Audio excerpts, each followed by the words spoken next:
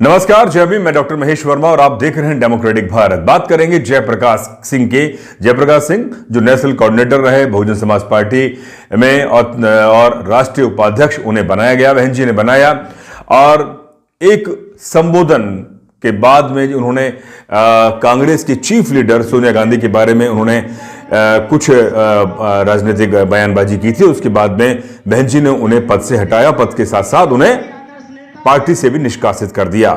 तकरीबन 7 साल हो चुके हैं, लेकिन वो अभी तक पार्टी में उन्हें नहीं लिया गया है। जानकारी यह है कि वो बहुत जल्दी अपनी राजनीतिक पारी अलग खेल सकते हैं।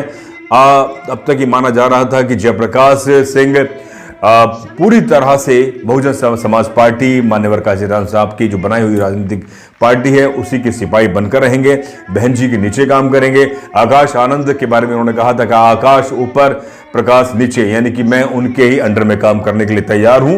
उन्होंने ये पूरी पुष्टि, पूरा खुलासा डेमोक्रेटिक भारत पर एक विशेष इंटरव्यू में, एक्सक्लूसिव इंटरव्यू में कहा कि जब हमारी बातें नहीं मानी जा रही, पार्टी की ग्राफ लगातार गिर रहा है और उसका कोई रिजल्ट सामने नहीं आ रहा है, तो आप खुद समझ सकते हैं कि पार्टी की स्थिति क्या है। और खासतौर पर उन्होंने कहा कि आकाश आनंद पर भी उन्होंने निशाना साधते हुए कहा कि आकाश आनंद बहुत पैसे वाले हैं, बहुत मोटा उनका बिजनेस है, हजारों करोड़ों टर्नओवर का बिजनेस है, वो बिजनेस संभालते हैं, शादीशुदा हैं और राजनीतिक पार्टी को वे सिर्फ पार्ट टाइम इस्तेमाल कर रहे हैं। तो उसका मतलब यह है कि किस बिहार पर, किस आधार पर बहुजन समाज पार्टी को वो आगे लेकर जाएंगे। आखिर रिजल्ट क्या है? रिजल्ट क्या है? हमने उत्तर प्रदेश का रिजल्ट देखा, हमने हरियाणा का रिजल्ट देखा, हमने पंजाब का रिजल्ट देखा।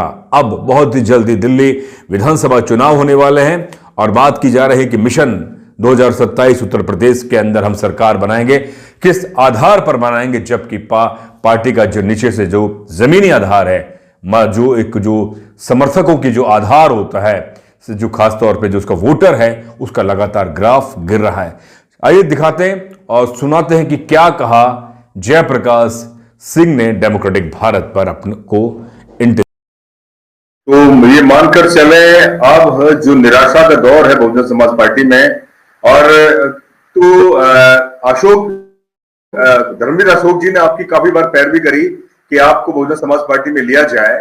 बहन जी की तरफ से कोई संवाद आपका हो पाया इस बीच, इन 7 सालों में, कि बहन जी से आप संवाद करें या बहन जी तक आप अपनी बात पहुंचाएं कि बहन जी में क्या वजह रह गई, क्यों नहीं मैं पार्टी में आ पाया? क्योंकि आप खुद कह रहे हैं कि इस समय जो मूवमेंट है वो मूवमेंट तो अपनी जगह चल रहा है, लेकिन पार्टी का ग्राफ डाउन हो गया है।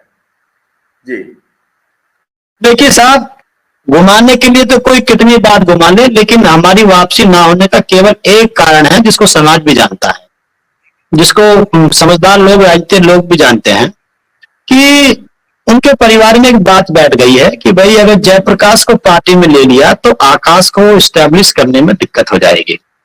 और इस आकाश भाई को एस्टेब्लिश करने के चक्कर में और हम उसको बाहर निकालने के लिए, तो उसमें जो है आज पार्टी इतनी डाउन चली गई है।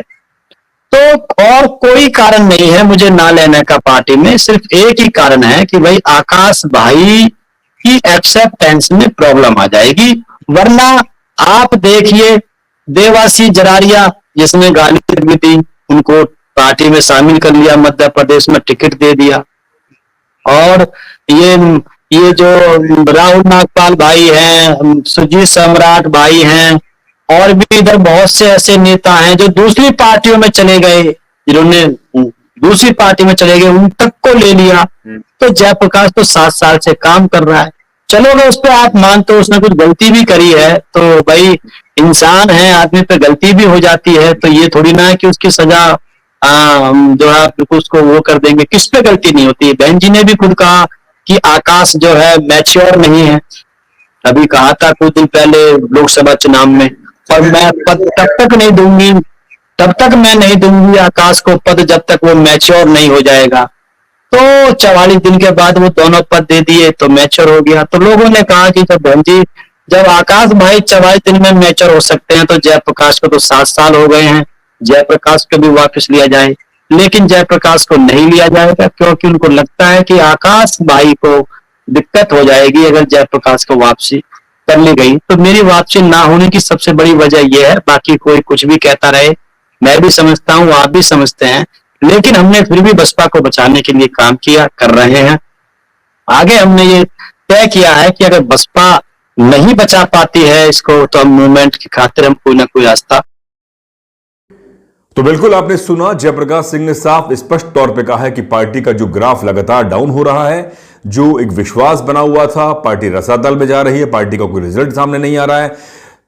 बहन जी ने आकाश आनंद को आगे करके मुझे जैसे एक सिपाही को वो पार्टी में नहीं ले रहे हैं। उन सिपाही, उन लोगों को लिया गया जिन्होंने पार्टी पर लगातार टिप्पणियां करी, और मुझ जैसे सिपाही जिसने सच्चे और ईमानदारी से, ना मैंने शादी करी, ना मैंने कोई धन का संचय किया, और मैं पूरी तरह से 24/7 पार्टी में काम कर रहा हूं। मुझे सिर्फ और सिर्फ आकाश आनंद का जो बढ़ता हुआ ग्राफ है पार्टी में, जिस तरह से बहन जी के वो भतीजे हैं, उन्हें उत्तराधिकारी बनाया गया, नेशनल कोऑर्डिनेटर बनाया गया। अगर मुझे लेते हैं तो शायद उनके आकाश आनंद के लिए खतरा पैदा हो सकता है, इसीलिए मुझे अभी तक नहीं लिया गया। लेकिन अब सब्र की सीमा का जो बांध है, जो कह सकते हैं कि वो अब टूट रहा है, और बहुत जल्दी पार्टी की घोषणा हो सकती है या अलग राजनीतिक मैं पारी खेल सकता। साथियों, इस मुद्दे पर आप अपनी राय लिखकर भेजें और डेमोक्रेटिक भारत को सब्सक्राइब, इस वीडियो को ज्यादा से ज्यादा शेयर करें। अंत में, डेमोक्रेटिक भारत को आर्थिक मदद करते हैं तो आप सच्ची और मेहनती पत्रकारिता में साथी बन सकते हैं। दीजिए इजाजत, बहुत बहुत शुक्रिया। जय भीम, जय भारत।